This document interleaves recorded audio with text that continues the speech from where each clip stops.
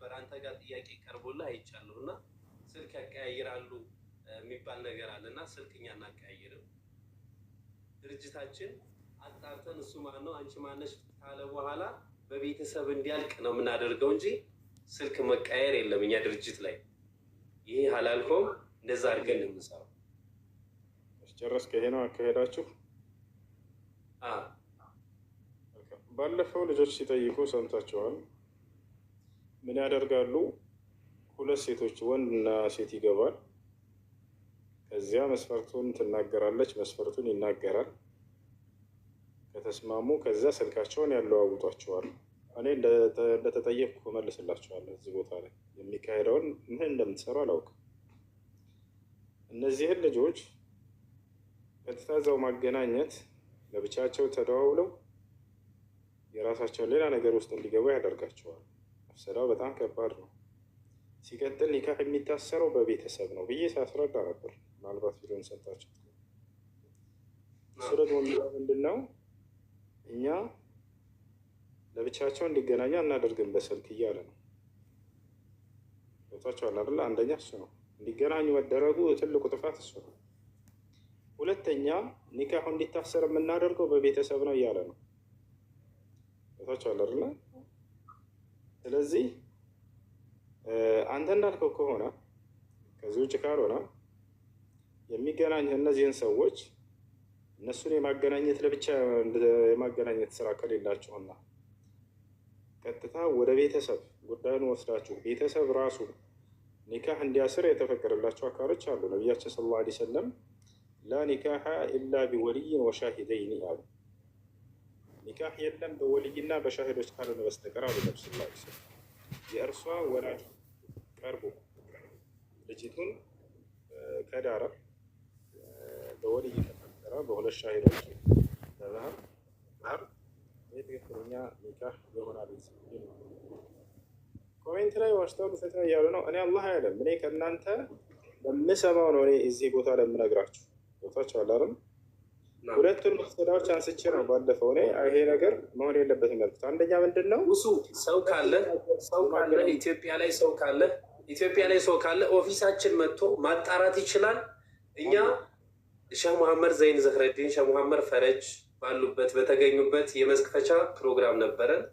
እሱም መክፈቻ ፕሮግራም እነሱ ባሉበት እነሱ ናቸው የከፈቱት። ትልልቅ አሊሞች ትልልቅ ኡስታዞች ባሉበት ነው የምስረታ ፕሮግራሙ የተከናወነው። እዛ ልክ ነው እየሰራን ያለ ነው። ኸይር ኢንሻአላህ። መልካም። እዚህ ሶሻል ሚዲያ ላይ እየተደረገ ካለ የተለየ መሰለኝ እሱ የሚናገረው። አንደኛ ስልክ እናለዋውጥም ማለት ቦታቸዋል።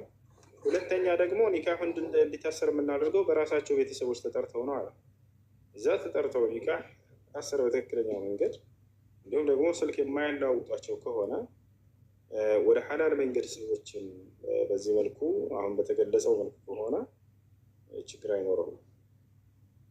ባለፈው ባላችሁኝ ከሆነ ግን እንደዚህ እነሱን እንዲገናኙ ለብቻቸው በመፍቀድ ቁጥራቸውን ማለዋወጥ፣ በቃች ልጅ አንተ ተስማምታለች እሱም ተስማምቷል ስልክ ተለዋወጡ በውስጥ ጨርሱ ይሏቸው ከሆነ ይሄ የዝሙትን በር መክፈት ነው ለነሱ። ሁለተኛ ጉዳዩን ወደ ቤተሰብ የማያደርሱ ከሆነ ጀምረው ያለ ቤተሰብ ጉዳዩን እንትን የሚሉት ከሆነ ይሄም አይቻልም፣ አይሆንም። ኒካህ እንዲታሰር የሚሆነው ቤተሰብ ነው። ይህን ይመስላል። እሺ እንዳጠቃላይ እዚህ ቦታ ላይ መጥቶ ሰውየው በሚናገረው ልክ ነው እኔ መልስለት። ይህን ይመስላል። አላህ አዕለም። እሺ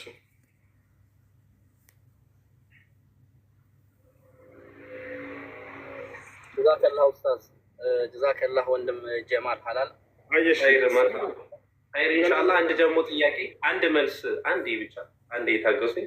እኛ ደግሞ አህለል ኸይር ስራ ነው የምንሰራው። ድርጅታችን የቲሞችን ይዛል፣ የተቸገሩ ማህበረሰቦችን ሳፖርት ያደርጋል፣ ሸሪያውን በጠበቀ ትዳር ያጋባል። እኛ ደግሞ ስናጋባ ምንም አይነት ኮሚሽን ምንም አይነት ክፍያ እናስከፍልም። አህለል ኸይር ስራ ነው የምንሰራው።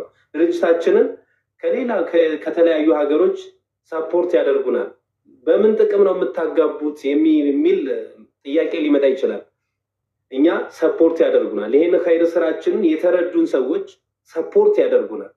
ከዛ ያለፈ ምንም አይነት ክፍያ ምንም አይነት ኮሚሽን አንቀበልም። በዚህ ልክ ነው። ወሰላሙ አለይኩም ወራህመቱላሂ ወበረካቱ። ሰላም። እሺ ሲሙ ሰላም ነው? እንዴት ነህ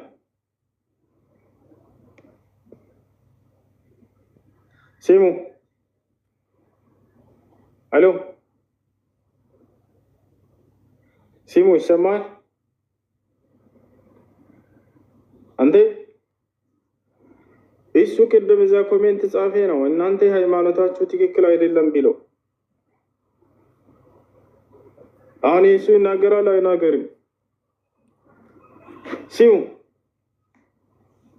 ሲሙ ሲሙ ሲም ካርድ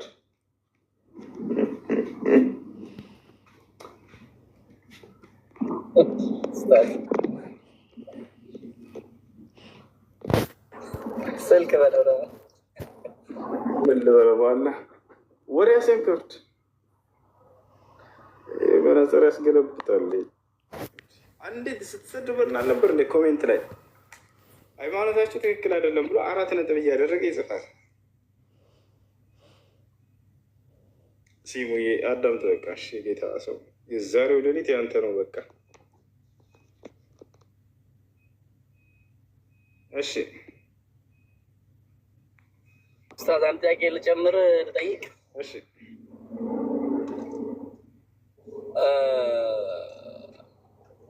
አንዳንድ ሙስሊም ያልሆኑ ግን በጣም መልካም ሰዎች የእነዚህ ሰዎች መጨረሻ ምንድን ነው የሚሆነው ከሞቱ በኋላ? እሺ አንዳንድ ሙስሊም ያልሆኑ ሰዎች ነገር ግን መልካም ስራ ያላቸው መልካም ሲል ስላድን አቂዳቸውን እምነታቸውን ሳይሆን አንዳንድ መልካም ስራዎች ድሃዎችን መርዳት ምናምን ክፉ ነገር ለሰዎች አለማሰብ አለ አይደለ? እንዲህ የሚያደርግ ሌላ እምነት ተከታይ ሊኖር ይችላል። በቀጣይ ዓለም የዕጣ ፈንታ ይኖረው ይሆን ከተባለ እና በቀጣዩ ዓለም ከእሳት ውጭ ሌላ የለውም። ታዲያ ለዚያ ለመልካሙ ስራው አላህ ምን ይከፍለዋል ወደሚለው ስንመጣ አላህ ስብሐነ ወተዓላ ፍትሐዊ የሆነ አምላክ ነውና በዚሁ በምድራዊ ህይወቱ ያን ጸጋ ይተካለታል።